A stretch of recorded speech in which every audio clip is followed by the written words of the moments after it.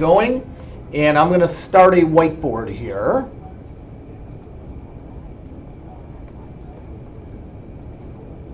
Okay, and then Jody, what else do we have to do today?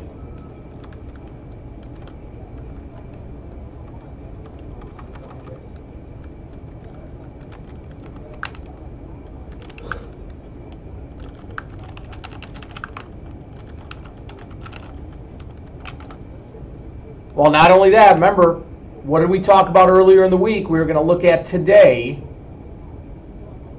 to compare. Remember Goldman Sachs with the ex-dividend. So we're going to have that discussion as well. Okay, I'm going to put a few things up on the whiteboard here.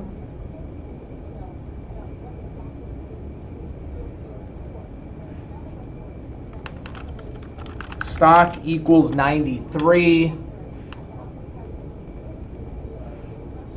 The DEES 7th 95 put is $3.20, and the DEES 7th 95 call equals $1.25.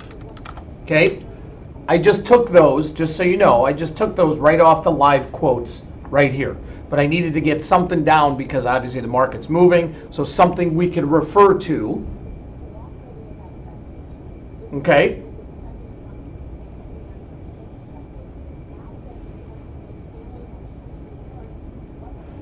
Morning, Phil. Okay. So, when would an option be in exercise?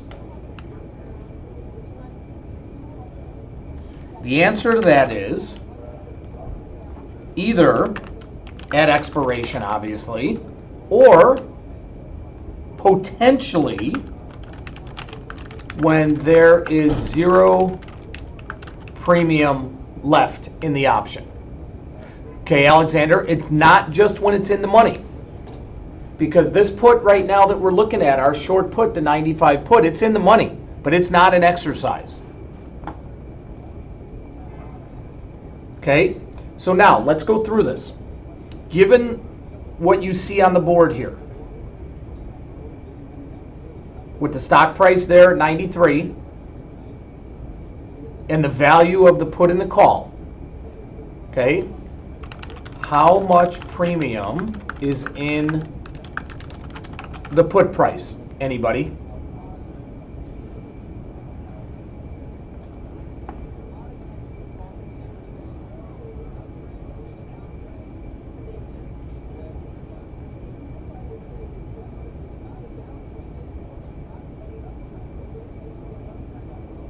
Okay, how do we figure that out? Seeing a bunch of different answers. How do we figure that out?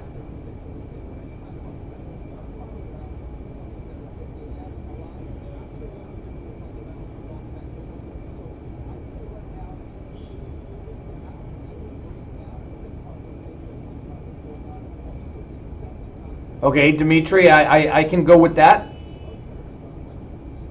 We basically look at the intrinsic value. Okay, so stock price, actually strike price minus stock price in this instance equals $2, right? That would be the intrinsic value.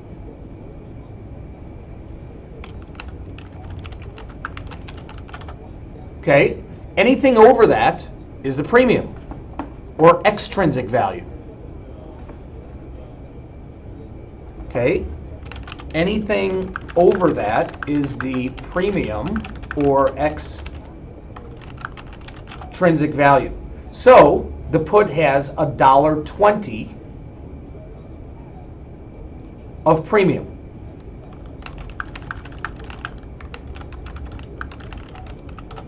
Okay, everybody follow along with that?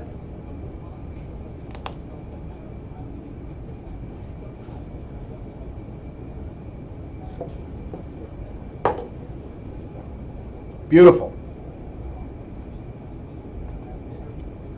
Now, how much premium is in the call?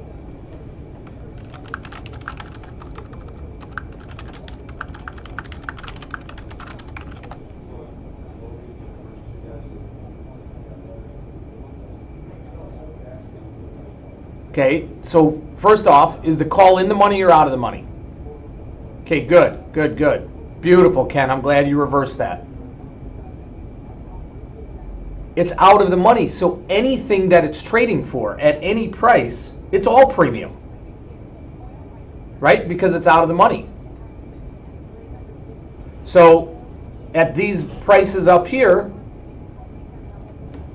the entire price, or $1.25, is all premium. So you can see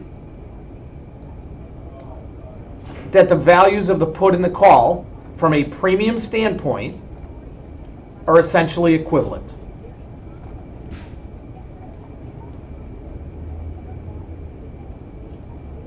Okay?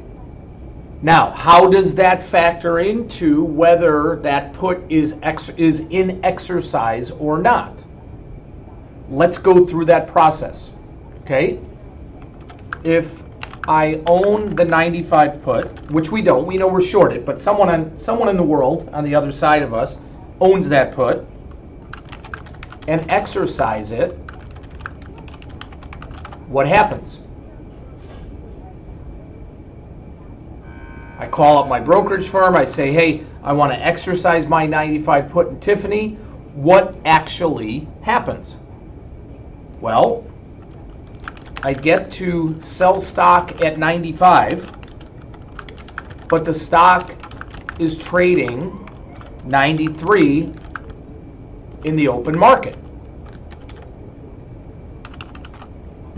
What then became the value of that put? If I had that arbitrage opportunity to sell stock at 95 and buy it right back at 93, which is where it was trading in the open market, what became the value of that put? Bingo. $2, the intrinsic value. I would lose all of the premium that's built in. This gives me a $2 arbitrage opportunity. However, the put is trading $3.20. I would lose out on that $1.20 premium. So that's why somebody would not exercise that put. They're better off just selling the put in the open market, because if they exercise it, they don't get the premium for it. No, not at all, Ken. Why would I do that? If I have two choices to make, okay, regardless of what you paid for the put, you have two choices to make. One, exercise the position, okay, and it's a flat $2, right? 95 to 93. Or sell the put in the open market for $1.20 over that level. Right? So it's irrelevant as to what somebody paid for the price of that put. It's now what the opportunity is.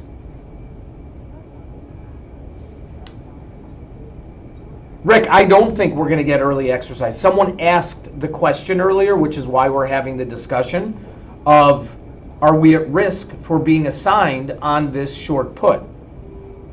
And I said no. At least not with the stock right here and not right now. And this is why.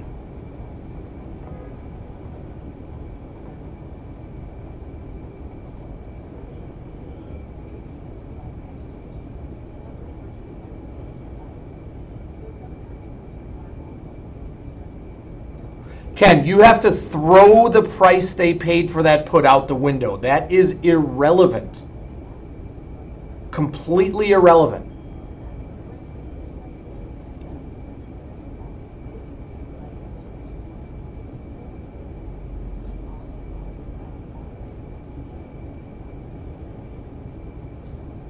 Different situation, Rick. LB, we were a day away from expiration. There was no premium left in the option.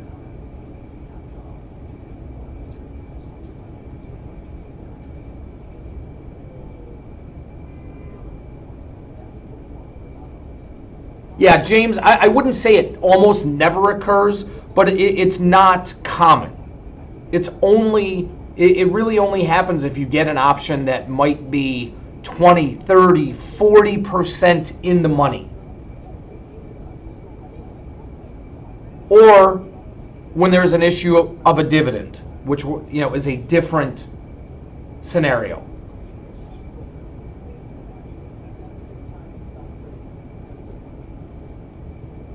Okay? Very welcome. Does that kind of help clear things up here?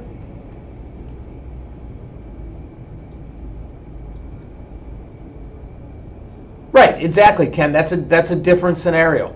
Much like we may have seen in Goldman Sachs with the dividend this morning, which we're going to go through shortly here. We're going to kind of come back. We had a discussion on Tuesday about pricing in Goldman Sachs due to the dividend, and now that the stock went ex-dividend this morning, we're going to see what actually happened. Okay, let me get this posted up in the room here. Thank you, Phil. Let me get this posted up here, and I'll be right back.